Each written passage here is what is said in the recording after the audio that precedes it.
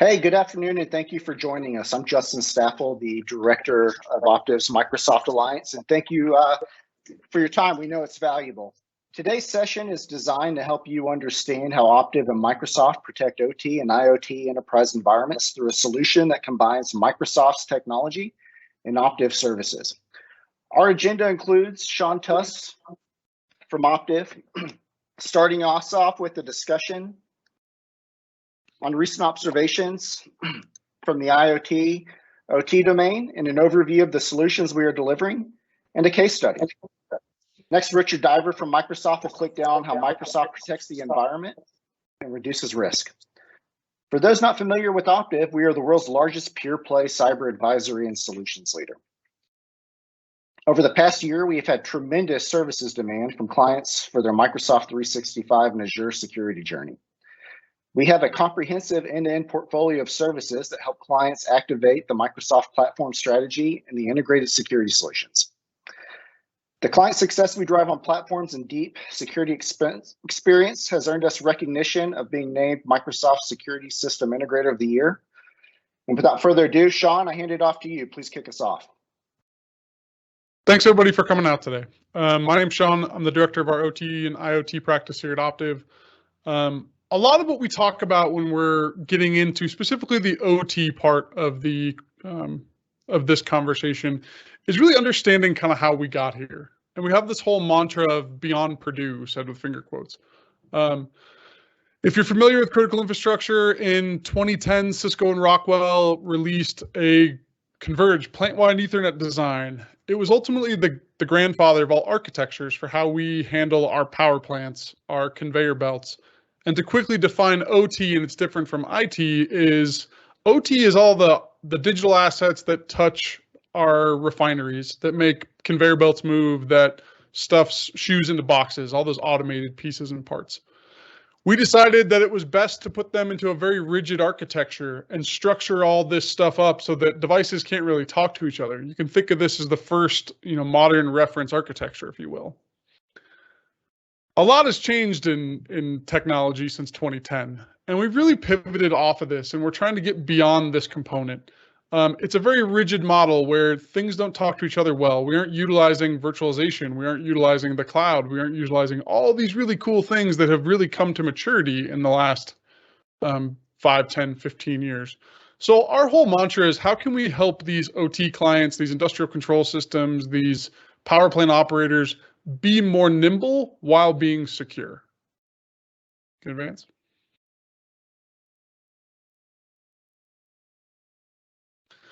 So the other question is, why we're advancing, what are the risks here? What is going to be different? A lot of people come forth, and I think this is kind of eroding and starting to bleed out and go away. But a lot of people historically have said, hey, we're air-gapped. We don't have the internet. We don't need to worry about hackers. We've put up on the screen some ways people can kind of get beyond that air gap, the way that people are starting to harvest and attack these systems. A couple of them are going to be obvious, water holing, OEM compromise, things like that. Credential access is also critically important. We talk a lot about credentials in all of cybersecurity, and the ICS world's no different. A couple notable hacks in the last year have all, in the ICS space, have all taken advantage of credentials access. Whether it was Oldsmar in Florida or Colonial, someone got access to a stale credential that, people had originally thought was, untouchable, who cares? And they were able to enter into that system and make changes, highlight risk in a way that's sometimes unique and very kind of turn off the power kind of stuff. Phishing is also another component here we can worry about and need to worry about. Phishing exercises are going to look a little different. It's going to be more of a spear phishing target. You're going to be looking for that operator at his HMI kiosk, at his workstation, in front of that piece of heavy machinery, but they're looking for that credential access as well. RDP or jump box is probably the last one I want to touch on here.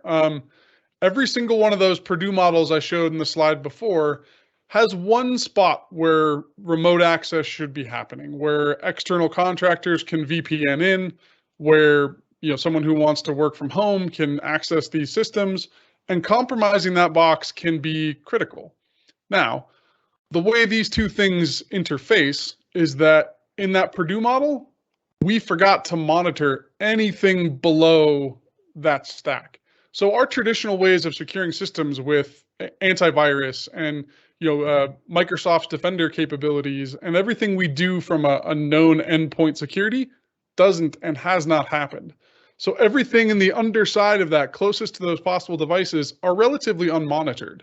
And attacks like these are really more effective than we'd like to admit. Advance. So our take on this here at Optiv, our take on this with our partnership with Microsoft is to start getting visibility there. 2 years ago, Microsoft bought a company and has released this great program called Microsoft Defender for IoT. This skill set for Microsoft knows how those machines act. It understands what they're doing. It understands that if a power plant in rural Ohio asks for a patch update from North Korea, that's probably not a good thing. It understands when these systems are interacting and one system starts talking to another. Think of a food production plant. Should your machine that processes chickens start all of a sudden talking to your back-end SAP world? Maybe, maybe not. Historically, we haven't had good visibility on that. This is an example of a way we can start to enrich that world. We've been working with most of our clients, and actually COVID really changed the game. Historically, this has been all the grandfathers here, talking through with, I mentioned power plants and refineries. They were the grandparents. COVID hit, and everybody realized that they're now a part of critical infrastructure. That first April, May, June timeframe when COVID hit, I had 4 conversations with toilet paper manufacturers who all of a sudden had budget for cybersecurity. Then it moved into pharma, and then logistics and shipping, and now we're into a big foods component. And now the lockup in the Long Beach harbor is affecting supply chain, and people are looking at this from a different avenue. And how can we use the threat of advanced threat actors in combination with maturing these old Purdue style environments and being able to get more telemetry out of here, being able to enable more practices, more procedures, more process that we're accustomed to in IT in these ugly OT environments. Go ahead. And that's a lot of what we do at our practice here at Optiv in our IoT practice. We help to advise and really understand where the risks are. What kind of strategies should we be deploying? How critical is this part of the business? Is it something we can kind of ignore, or is it something that's going to be critically important that could cause an impact to production? Working through that deployment cycle and really starting to tool up, whether it's tuning a firewall, adding in a sensor, bringing in a SIM to correlate all these items, really getting granular on how we deploy our security tooling. And then the back end, taking forth and operating. We've got a client jointly between Microsoft and Optiv where the best way to say this is they make their pharmaceutical client. They make drugs for human interactions. We are securing jointly 30 of their sites across the globe and making sure all the little underneath parts of it are secure. And that's what this slide is showing here from a case study. 30-ish sections of the world that were all making bespoke COVID drugs. Some of them were in, I'll say, less than trustworthy countries where they had a lot of problems with insider threats. We've been working with them and to really identify where the crown jewels of those facilities are and adding an extra level of protection around that data center, around that kiosk, around that one specific room that no one's allowed to go in, even if you're a badged employee, and making sure we can get that telemetry from the deepest parts of one country into the SOC of another. And we can start to look at this as a holistic security project as opposed to a one-off antivirus problem. And that's kind of how we're working to help there. That plan side, that tool up, that monitor. All stages of your security program, we need to start becoming better at these headless devices, these IoT units, these controllers, and that's what our relationship with Microsoft has really brought to the forefront. Next slide. So as we grow this up, and I'm going to hand this over to Richard here in a minute, this is really that part we're looking for, is how to blend in the scale with some of these bespoke devices like an IP camera or a controller, and how to really start putting logic around those items. Richard? Hey, thank you very much. Always good to hear from you, Sean, and Justin, to get your opinion on what's happening and how you're tackling this. We've worked well together for a while now. You're right, on this slide, what I like to just call out here is that there are a lot of new managed devices, which is great. If you're investing in new systems, they do come with some good security, but there's also a whole lot of stuff out there that you haven't managed before. So that's what we're trying to encourage here, is take a look at and think about what's not being managed. What do I not know about? And do you know every single IP address on your network?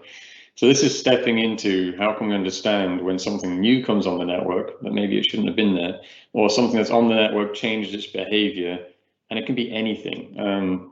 If we go on to the next slide, I'll show you that it's any industry. This is the other problem about this. This problem is a problem. It's a good problem. Door swipe badges, heating and cooling systems and ventilation, could be oxygen in a hospital system.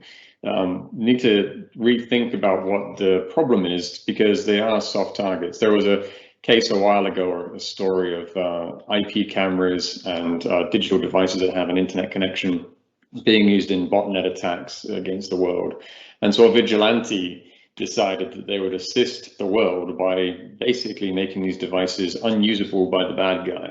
Problem means it's also unusable to the company that owns them as well. So that's why we call them vigilantes. It feels like a good thing to do, is to go and stop these devices hurting the world, but you're also potentially breaking expensive hardware that now needs to be replaced because they're unrecoverable again. So that interruption into business workflow is something that isn't looked after by your standard IT department today. It doesn't generally come under your governance, risk and compliance team. It's not being managed by desktop support. It's everything else that makes human life and interaction with machinery work. So specialized protocols, some of this stuff has been deployed 10, 20, maybe even 30 years ago, maybe older sometimes, still running on networks that were implemented before a lot of us got into the workplace, unfortunately. So we want to go back and look at them, but we also want to add a layer of protection to anything new that's coming in the future. So there's going to be plenty of innovation in this space where companies are under pressure to perform at greater speeds, at lower costs and overheads, and have visibility into vibrations or temperatures, things they might not have needed, not even just before COVID, but just before whatever the next thing in their business shift is going to be. So what you'll see here is that there are 3 different ways that we can look at this. And I can tell you today, because I've been waiting to share this news, is that we've just released a new enterprise IoT sensor. So what this means is that on the left-hand side, you have the enterprise network, which is phones and printers and anything that you might use in an office environment, anything that would be normal corporate IT. But actually things like telephony and printers and Wi-Fi devices, sometimes these are and sometimes they're not managed well by different teams. Could be that some employee, and I've seen this happen, brings their own device in and plugs it into the network or connects it to the Wi-Fi because they have the local password. We can now detect all of that. So that's in preview. We'll share a link so you can go and have a look at that. Just got announced this week. Recommend you maybe deploy it into your house to start with if you're a tech and you'd love to see how this stuff works, see what your home network looks like, but really get it into the corporate network. And you're just listening only. We're just going to read the information off the network and understand what's happening and make insights from that. In the middle is the greenfield devices, and this is a sensor capability that says it's a new device. I manage the operating system or the software or the code is modern. We can do things with sensors around this and actually help control these IoT devices. But on the right-hand side, this is that hard stuff that Sean's been talking about. This is brownfield is really the area of industrial IoT or industrial control systems and SCADA systems. And this is where we have this capability for over a year now, where you can actually go in and understand this unique protocols and understand what they might be doing and when somebody might be tampering with them, especially in advanced attack, but also from very simple attacks as well, viruses running around these systems. So we have a full breadth now. We have a lot of different things. It's not just about one or the other, it's the whole lot.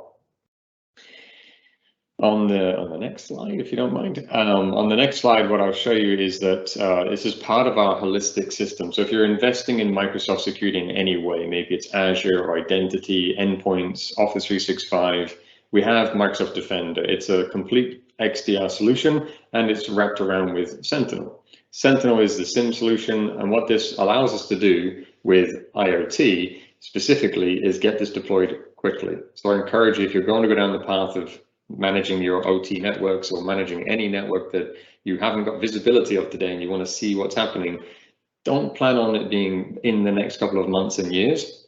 This stuff can be deployed overnight, depending on how many sites you have. If you have 30 sites around the world, even if you did one a day, that's 1 month, but you can actually do multiple in a day. It's getting the sensor set up, getting the software deployed. It's all cloud connected. If you want it to be, you can do offline if you want to. And then the data is reporting in. So we've seen some customers deploy this within days or a few weeks, and others may take a little bit longer. But I encourage you to try to go as fast as you can to read the signal, understand the problem, and then you can take action to mitigate the risks. So the agentless side of this is that one of the most important things to do, and this is something that we work with our partners on, to be able to manage, is the discovery of the assets. So by looking at the network and understanding that what devices are talking to which devices, we can build a map up. This map is a device map that shows you the communications between them, and then starts to look at things like even potential operational efficiency. Perhaps you don't have multi-path network access, in which case if one network cable were cut accidentally by somebody digging up the footpath, I got a lot of scar damage from seeing things in the field happen. Somebody might dig that footpath up and take your cables with them. And when that happens, that can bring your network down. Knowing that's a possibility through network mapping, you'll be able to see that maybe if we put a second cable in on the other side of the building, that might prevent that kind of outage. The risk and vulnerability management is built into the system. You don't need to customize this too much. You have the option to if you want to, but out of the box, you turn this on, we'll start telling you risks and vulnerabilities straight away, from your devices aren't patched to this device has ports and protocols open that you don't need, you don't use them. You can turn them off safely and move forwards, and that's one less risk for you. The continuous threat monitoring, then, this is 24/7 running. So you can do an assessment, you can go in and have a look within a day or so and find out the landscape. Really good insights, but running this thing 24/7, as soon as something new happens or changes, we're going to tell you about it straight away. Tell your IT team, your OT team, whoever your security partner is that's maybe monitoring this remotely for you, let them know that something happened, go look into it. And then that brings us into that IT-OT divide. It's a well-known thing that there are different teams looking at different problems. You need to get them talking to each other in security. The attacker doesn't care that you're isolated and you've only got one problem to worry about. They'll attack the softest, weakest target, which unfortunately is seeming like IoT and these industrial control systems are becoming a little bit more popular than we'd like them to be. So the sooner we can start to protect them, the better. I think I might have one more slide left, and then we'll see what kind of questions you might have. So finally, with the correlation of alerts and rules and getting the data into Sentinel, this is what allows your threat experts or our threat experts, whoever you want to use, partner threat experts, can hunt, investigate, carry out incident response, and respond and react to these problems before they become a larger problem. We have a team called Section 52. They're very specialized in looking at just the OT, the SCADA networks, the industrial control systems. They understand the kinds of attacks that are happening around the world. And we also make sure that our partners are aware of what we learn. We learn from them as well, and they share their knowledge with us. And we're building up a really great capability across the industry to ensure that it's not just a case of one security team against the world. It's a combined force and joint effort. So with that, thank you, Sean. Thank you, Justin. I'm going to hand back to Justin, and we'll see if there's any questions that have come in. If you have any questions, please put them straight into the Q&A. You know, we are live, and we'd love to chat to you. Great, thanks, Sean. Thanks, Richard. First question: does Defender for IoT require a connection to the cloud? I can take that one. It doesn't require it. You can do this completely offline. So if you're running in a ship or you're running in a remote site on an island somewhere and you have zero internet connectivity, we can still monitor the network and do the threat detection and tell you about it with alerts in a console. However, it is better if you can connect it to the internet through secure protocols and encrypted traffic, get the data to the internet so we can do more with it, but no, you don't have to. Got it. Thank you very much. And if you don't have a SPAN port, how do you recommend you connect? Sean, I'll let you take that one. Oh, Sean, I think you're on mute. There we go. There you go. 18 months in, still leaving that mute button on. There's a lot of ways, actually. One of the more appealing parts of Microsoft taking on this program is just the width and breadth. Yes, tapping an existing core switch, installing it on a VM near that core switch. We can start to get more and more flexible around that. We can leverage packet aggregators and other items, but then also have more of a cloud-enabled and delivered integration. And I think there's even some exciting stuff that Microsoft has announcing around this technology about embedded components, which I don't know if we're ready to speak to that yet, but it's probably going to be one of the more exciting components coming out of Microsoft in the near future, I believe. Richard, is that right? Yeah, we have some very interesting things occurring. So yeah, keep an eye on this space. It's a hot topic. Thank you. Next question, do you need a sensor on each layer 2 subnet or mirrored port on each switch?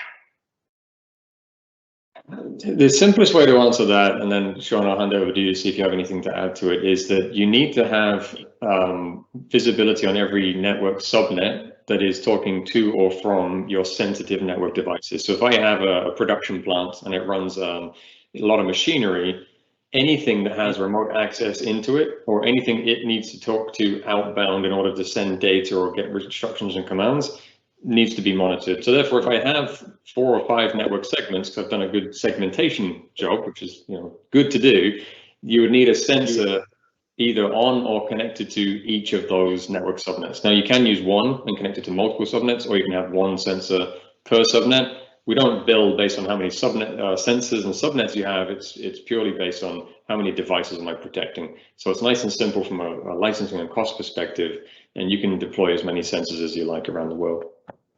Sean, anything you would add to that? No, that was perfect. Cool. All right, thanks. Richard, I'm going to take that response to the next question. How does Microsoft license Defender for IoT? Yep, it's nice and simple in this methodology we talk about of agentless based. So it's a sensor is basically a server that sits and connects to a switch and listens to the broadcast traffic and then does deep packet inspection. In that deployment, every time we see an IP address, which is a device on the network, that's a device. So for every devices you have in the nearest 100, 200, maybe you have 50,000 devices, it's per device sitting on the network that we're protecting. And that's across all of your sites, across all of the world. Thank you, Richard. Okay, I think this looks like maybe the last one. You mentioned OT-specific SOAR playbooks. Can you talk about the process of how you create those within the platform? Yeah, that's an area we've been working on. From a playbook perspective, obviously understanding what you're connecting into and I guess to rephrase the question, SOAR is all automation programming. So you kind of get in what you put out. We've been doing SOAR programs around a whole family of security technologies, endpoint, analytics, SIM, threat intel, IDS. We can do all that same kind of integration and automation work inside the OT environment. The only difference is you stop at the step where you interface with a machine. So a lot of that SOAR part is used to reduce false positives or noisy alerts and really bring forth only the things that really need that human research. And in doing so and connecting to your other major security tools, you can be a lot more progressive. We did a project on SOAR in IoT and took a client from 5,000 alerts a month to 50 alerts a month that needed to be acted upon because we were, doing the right security programs. Again, that boundary and that stopping point is the most important part for OT-specific SOAR programs. Oh, Justin, you went on mute. Thank you. We had one more question come through. Is this all passive monitoring, or is there any inline components to the solution? So the default and the recommended deployment is passive on OT networks. I'll be very specific on that one. These networks and the devices on them are quite sensitive sometimes, and they don't like to be probed with SNMP or other methods of trying to find out more about it. We can find a really rich set of data just by listening to the packet information. So I'd suggest start with the passive approach, see what you can see, and then if there's some devices on the network you want to find more details on, then yes, we can enable a more active. It's not a scan, but it's a very point product. Go to the specific device and look at details of that device if we haven't found enough from the broadcast already. But I think you'll be surprised by seeing just how much you can get without having to take that approach. Now, when it comes to enterprise networks, absorbing gigabit networks with potentially thousands of devices on it, there's already technology out there to do more active scanning, and those devices can generally take a little bit more querying because they get patches and updates. So very different from the enterprise side or the IT network versus what's on the OT network. Thanks, Richard. Well, if there's no more questions, and it looks like we've made them all through the queue, I'd like to thank all of our participants. And Paulette, I'll hand it back to you to wrap it up.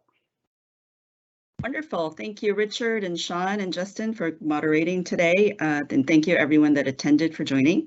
We do value your feedback to help us improve future events like this. So we welcome your input on the information we shared today. So thank you for submitting a short survey that is on the screen and in the chat window. This concludes today's webinar. Again, thank you for joining, and I hope everyone has a nice rest of the day. Thank you, speakers. Bye-bye.